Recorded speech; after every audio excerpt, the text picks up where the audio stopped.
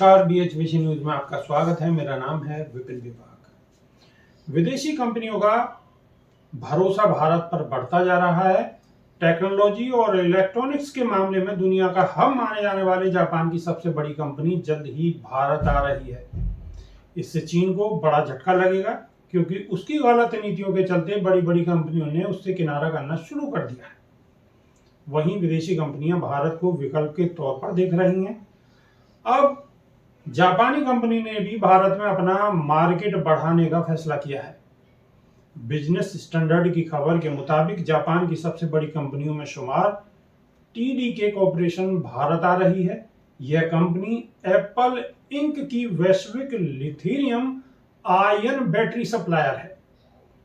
TDK Bharat में Apple के iPhone के लिए बैटरी सेल का निर्माण करेगी। सूत्रों के मुताबिक यह कंपनी भारत में एप्पल के लिथियम आयन बैटरी के लिए सेल असेंबल सनवोडा इलेक्ट्रॉनिक्स को सप्लाई करेगी। देश में फिलहाल सनवोडा इलेक्ट्रॉनिक्स ही लिथियम आयन बैटरी सेल की सप्लाई करती है। सनवोडा दुनिया भर की विभिन्न मार्केटों से बैटरी इंपोर्ट करती है। TDK भारत में लिथियम आयन बैटरी के सेल निर्माण के लिए हरियाणा के मानेसर में प्लांट लगाएगी। इसके लिए उसने यहां 180 एकड़ जमीन भी खरीद ली है। TDK जल्द ही एप्पल को सप्लाई करने के लिए बैटरी सेल का निर्माण शुरू कर देगी। साथ ही देश में नौकरियों के अवसर भी बढ़ेंगे और IT प्रोफेशनल्स को भी इसका लाभ मिल सकेगा। TDK भारत में एप्पल सेल का प्रोडक्शन करने से देश की अर्थव्यवस्था को भी बल मिलेगा। विदेशी रेटिंग एजेंसियों ने आने वाले समय में भारत की अर्थव्यवस्था पर भरोसा जताया है। IT मंत्री राजीव चंद्रशेखर ने भी बिजनेस स्टैंडर्ड की रिपोर्ट को अपने एक्स ट्विटर अकाउंट पर शेयर किया है।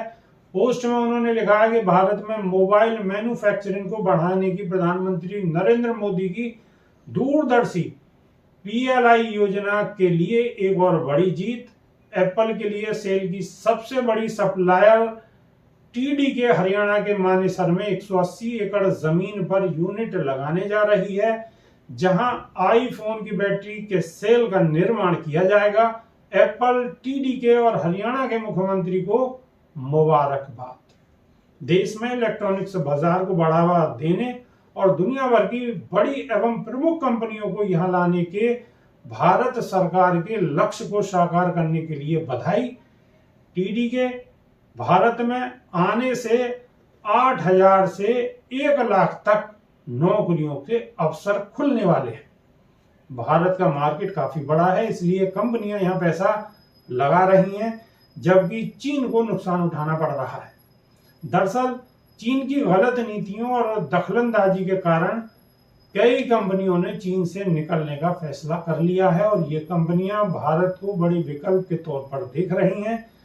7 नवंबर को ब्लूमबर्ग की एक रिपोर्ट में कहा गया है कि 25 सालों में पहली बार चीन का फॉरेन डायरेक्ट इन्वेस्टमेंट यानी कि FDI माइनस में चला गया है।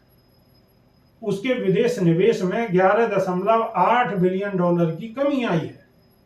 दूसरे देश की परियोजनाओं या कंपनी में किए जाने वाला निवेश FDI कहलाता है।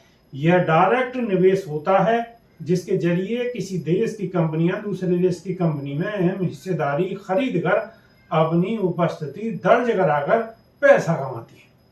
अभी के लिए सिर्फ इतना ही। नमस्कार।